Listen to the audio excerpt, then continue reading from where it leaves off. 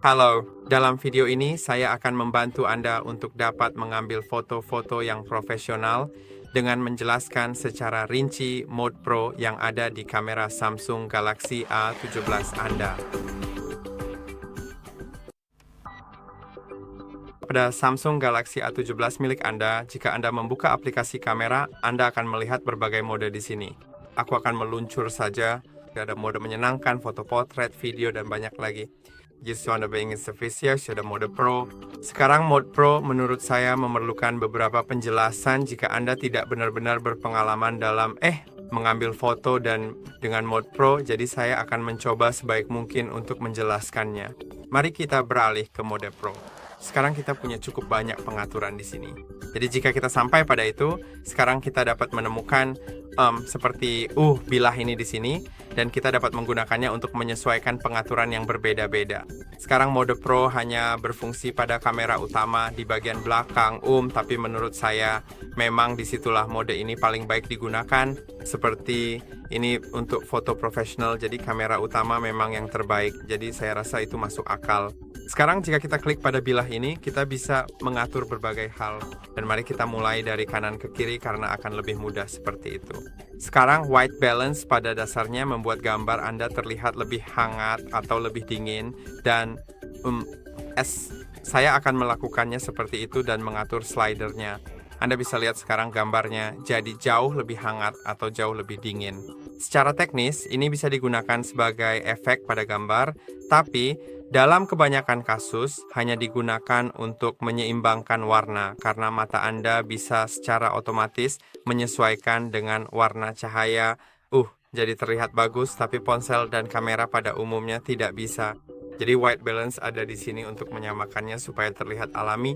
Dan sekarang saya akan menunjukkannya kepada Anda melalui sebuah contoh. Saya punya seperti cahaya di sini. Saya telah menggantinya ke nada yang lebih dingin. Sekarang saya akan mencoba menyamakannya sehingga tampak seperti kehidupan nyata. Aku akan melihatnya. Ya, sekarang tampak seperti kehidupan nyata. Saya tidak tahu apakah itu terlihat jelas di kamera yang saya rekam, tetapi secara langsung itu benar-benar terlihat mirip. Nah, kalau saya beralih ke hangat, di sini jauh lebih hangat daripada di sini. Jadi, pada dasarnya beginilah cara kerjanya. Mata Anda dapat menyesuaikan diri, tetapi kamera tidak. Jadi ini utamanya untuk itu. Dan sekarang ada beberapa penggunaan. Entah ketika Anda hanya ingin membuat gambar lebih dingin atau lebih hangat, tapi seperti yang saya katakan tidak umum digunakan sebagai efek, melainkan untuk menyamakannya. Ya, jadi mungkin jika white balance-nya otomatis, karena di sini Anda bisa kembali ke mode otomatis dengan mengklik manual, itu akan beralih ke otomatis. Jika mode otomatis tidak bekerja seperti yang Anda harapkan, maka Anda bisa melakukannya dengan cara itu. Jadi, pada dasarnya ini seperti memperbaiki beberapa masalah. Atau jika Anda ada berencana mengambil sensor foto dan ingin memastikan suhu warna di semua foto tersebut tidak berubah dan tetap sama, maka Anda juga bisa mengaturnya ke mode manual dengan satu nilai statis saja dan memotret dengan nilai tersebut. Sekarang hal berikutnya yang bukan hal paling umum pada ponsel adalah fokus.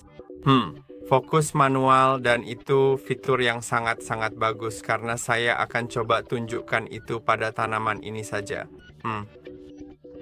Oke.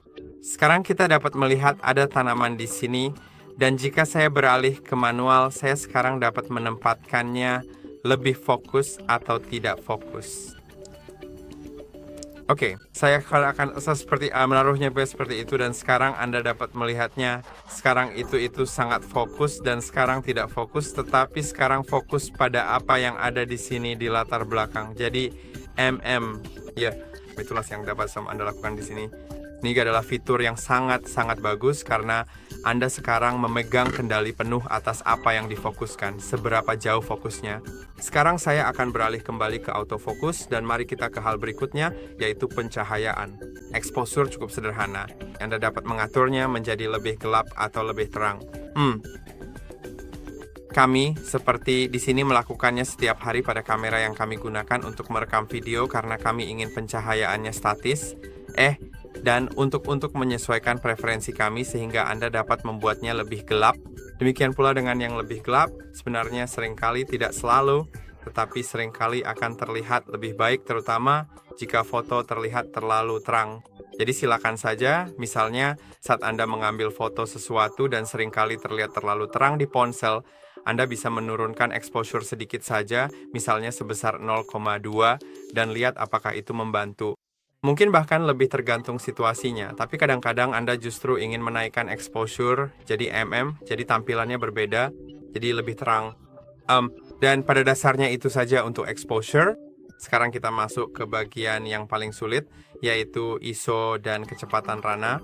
Sekarang kecepatan rana pada dasarnya adalah waktu yang dibutuhkan kamera Anda untuk menangkap semua cahaya pada gambar, dan semakin lama waktunya, semakin banyak cahaya yang ditangkap, sehingga gambar menjadi lebih terang.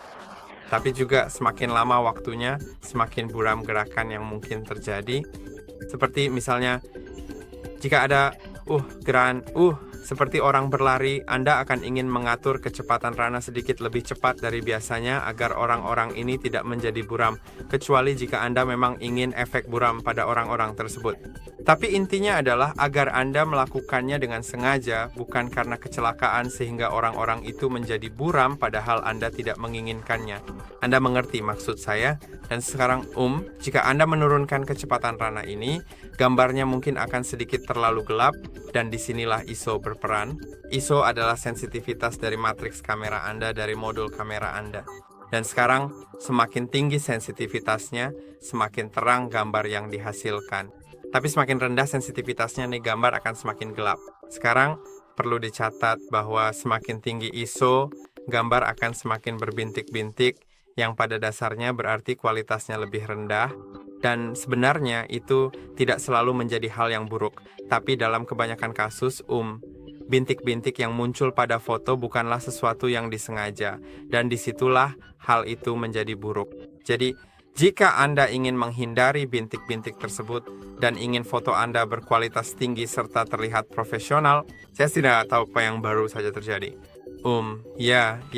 Jika Anda ingin foto Anda berkualitas tinggi, sebenarnya Anda sebaiknya mencoba kapanpun bisa mengatur ISO serendah mungkin tanpa membuat gambar terlalu gelap, lalu coba atur kecepatan rana agar kecerahan gambar tetap baik.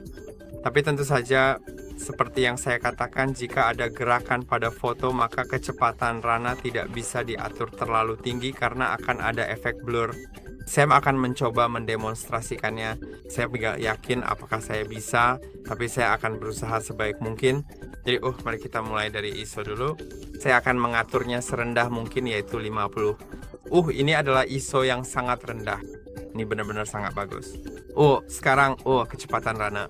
Kamu bisa lihat saat saya mulai mengaturnya, gambar menjadi lebih gelap atau lebih terang, jadi saya akan mencoba menyesuaikannya ke tingkat yang terlihat bagus.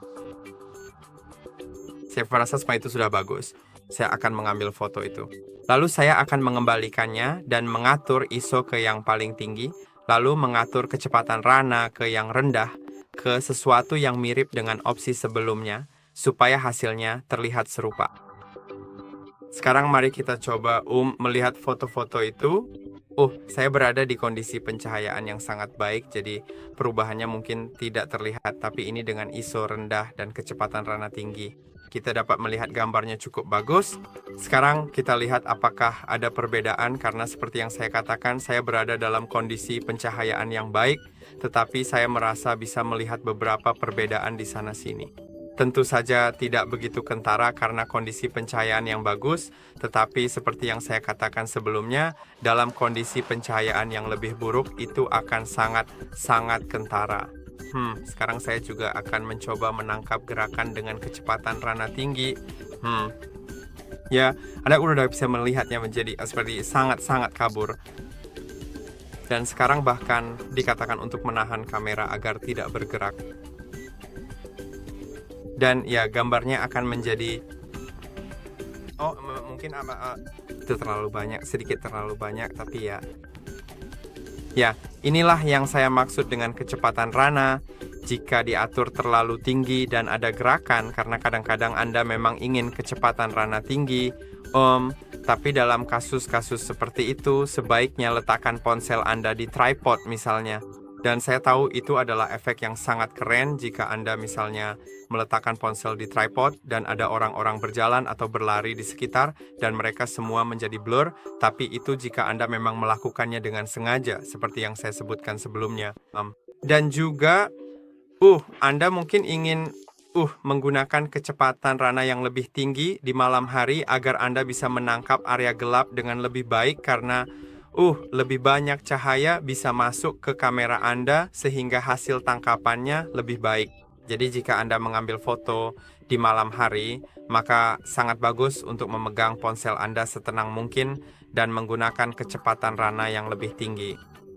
Jadi ya, saya harap saya bisa menjelaskan sesuatu dan saya harap sekarang Anda tahu sedikit lebih banyak. Jadi, silakan tinggalkan komentar jika ada pertanyaan lain dan jangan lupa like serta subscribe ke channel kami dan sampai jumpa di video berikutnya.